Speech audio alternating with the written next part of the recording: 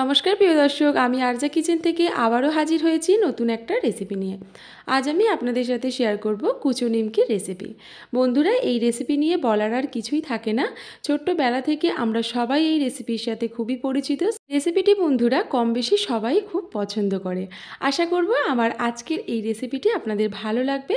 তাহলে চলুন বন্ধুরা, বেশি দেরি না করে রেসিপিটা শুরু করি। কুচো নিমকি বানানোর জন্য সবার প্রথমে আমাদের ময়দা মেখে নিতে হবে। তার জন্য নিয়েছি একটা বড় বাটি, যাতে ময়দাটা ভালো মতো মাখাতে পারি। এতে এবার নিয়ে নিলাম 200 গ্রাম মতো ময়দা। বন্ধুরা, আমি এখানে 200 গ্রাম ময়দায় করব। চাইলে কিন্তু অবশ্যই এই ময়দার পরিমাপটা আপনারা বাড়িয়ে কমিয়ে নিতে পারেন। এবারেতে দিয়ে দিলাম স্বাদ মতো নুন। নুনটা দেওয়ার সময় বন্ধুরা মনে রাখবেন যে এগুলো কিন্তু একটু নোনতা নোনতা হয়, তাই নুনের পরিমাপটা কিন্তু একটু বুঝে শুনেই দিতে হবে। আর দিয়ে দেব খুব সামান্য পরিমাণ চিনি। খুব বেশি চিনি কিন্তু একদমই দেওয়া যাবে না, আমি প্রায় কয়েকটা দানা এখানে দিয়েছি। আর দিয়ে দেব বন্ধুরা 2 চিমটি মতো জোয়ান। আমি এখানে খুব বেশি জোয়ান দেব না, তবে স্বাদটা একটু অন্যরকম লাগার জন্য আমি জোয়ান ব্যবহার করলাম। চাইলে আপনারা এটা বাদ দিতে পারেন।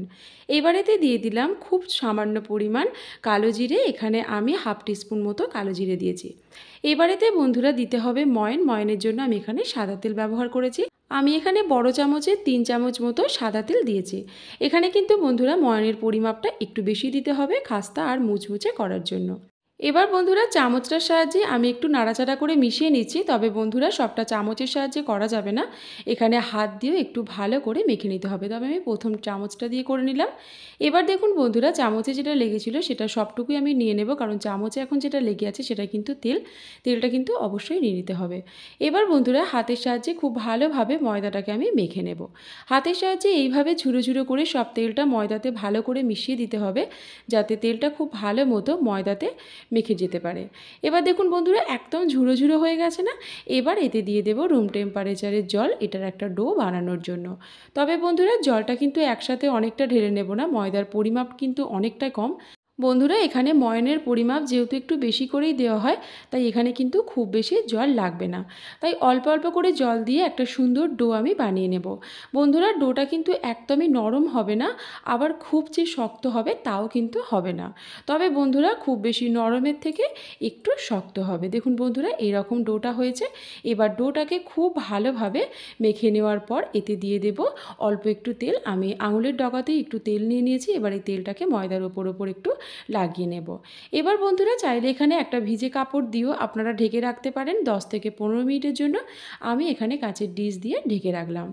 এবার দেখুন বন্ধুরা 10 থেকে 15 মিনিট মতো প্রায় হয়ে গেছে। এবার আমি ঢাকাটা খুলে দেব। দেখুন বন্ধুরা এখানে ময়দাটা কিন্তু বেশ নরম হয়ে গেছে, তবে খুব বেশি কিন্তু নরম হবে না। এবার ময়দাটাকে আরও একটু ভালো করে চেপে চেপে মেখে নেওয়ার পর এটা থেকে লেচি কেটে নেব। আমি এখানে বন্ধুরা খুব বড় বড় করে লেচি কাটবো না, আমি একটু মিডিয়াম সাইজের লেচি কেটে নেব। লুচি করার সময় যেরকম লেচি করি তার থেকে একটু বড় মাপের লেচি করে নেব। দেখুন বন্ধুরা এরকম লেচিগুলো হয়েছে। এবার হাত দিয়ে পাকিয়ে পাকিয়ে এগুলোকে একটু মসৃণ করে নেব, আর গোলও হয়ে যাবে। দেখুন বন্ধুরা এবার কিন্তু এটাকে বেলতে খুব সুবিধে হবে। এবার চলে যাব এটা বেলার পর্বে। এবার একটা চাকিতে খুব অল্প পরিমাণে গুঁড়ো ময়দা আমি ছড়িয়ে দেব। এখানে কিন্তু খুব বেশি গুঁড়ো ময়দা ছড়ালে হবে না বন্ধুরা, খুবই সামান্য ছড়িয়ে নেব, যাতে খুব ভালো মতো এটাকে বেলতে পারি সেই জন্য। এবার এটাকে বড় করে বেলে নিতে হবে, যতটা পারবো ততটাই বড় করব। তবে দেখুন বন্ধুরা এটা যেন ছিঁড়ে না যায় সেই মতো কিন্তু বেলতে হবে। বেশ পাতলা করেই এটাকে আমি বেলেছি। দেখুন বন্ধুরা বড় একটা রুটির মতো করে বেলা হয়ে গেছে। এবার ছুরি দিয়ে এটাকে আমি কেটে নেব। তবে ওপরের অংশটাকে এই যে বাঁ হাত দিয়ে আমি ধরে আছি সেরকম ধরে থাকলে খুব সহজেই এটা কেটে যাবে।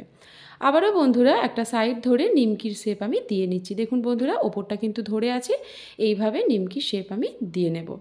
এটাকে বন্ধুরা বিভিন্ন রকম শেপেই তৈরি করা যায়। আমি নিমকির শেপেই যেহেতু কুচো নিমকি তৈরি করছি, তাই এখানে কুচো নিমকির শেপেই কিন্তু তৈরি করলাম। এবার দেখুন বন্ধুরা চাকিটাকে একটু কাত করে এই ছুরির ডগা দিয়ে এগুলোকে সহজেই চাকি থেকে আলাদা করে দেওয়া যাবে। এবার এগুলো চলে যাব ভাজার পর্বে। আমি একসাথে সবটা কিন্তু একদমই বেলবো না। এবার দেখুন কড়াতে একটু বেশি পরিমাণে আমি তেল দিয়েছি। এবার তেলটা চেক করার জন্য একটা কুচো নিমকি ছেড়ে দিলাম। দেখুন বন্ধুরা কুচো নিমকিটা কিন্তু একদম ভেসে উঠেছে আর বেশ ভালো মতো কিন্তু ফুলে উঠেছে। তার মানে তেলটা কিন্তু সুন্দরভাবেই হয়ে গেছে। এবার এতে দিয়ে দেব নিমকিগুলো ভাজার জন্য। এটা যদি চাইলে আপনারা দুটো স্টেপেও ভাজতে পারেন, তবে আমি এটা একটা স্টেপেই ভেজে নেব। এবার দেখুন বন্ধুরা, একটা ছান্তার সাহায্যে অনবরত এইভাবে নাড়াচাড়া করে হালকা কালার দিয়ে দেবো। দেখুন একটা হালকা কালার চলে এসেছে। তবে বন্ধুরা খুব যে লাল লাল করে ভাজতে হবে তা কিন্তু নয়, কারণ এটা তোলার পর অলরেডি এর ভেতরটা আরও একটু খাস্তা হবে। এবার দেখুন ভাজা হয়ে গেছে, তুলে নিলাম। এইভাবেই আমি সবকটা কুচো নিমকি কিন্তু সুন্দরভাবে বেলে কেটে ভেজে নেব। একদম রেডি হয়ে গেছে সুস্বাদু কুচো নিমকির রেসিপি। গরম গরম চায়ের সাথে এই রেসিপিটি বিকেলের সময় পরিবেশন করুন, আশা করব সপরিবারই খুশি হবে। বন্ধুরা, আমার আজকের রেসিপি কেমন লাগলো? আমার আজকের রেসিপি যদি ভালো লাগে অবশ্যই লাইক বা কমেন্টের মাধ্যমে জানাবেন। প্লিজ বন্ধুরা, আমি নতুন সদস্য, অবশ্যই আমার চ্যানেলটিকে সাবস্ক্রাইব করে আমার পাশে থাকার অনুরোধ করলাম। সবাই ভালো থাকবেন, সুস্থ থাকবেন। আমার আজকের এই রেসিপি দেখার জন্য সবাইকে অনেক অনেক ধন্যবাদ।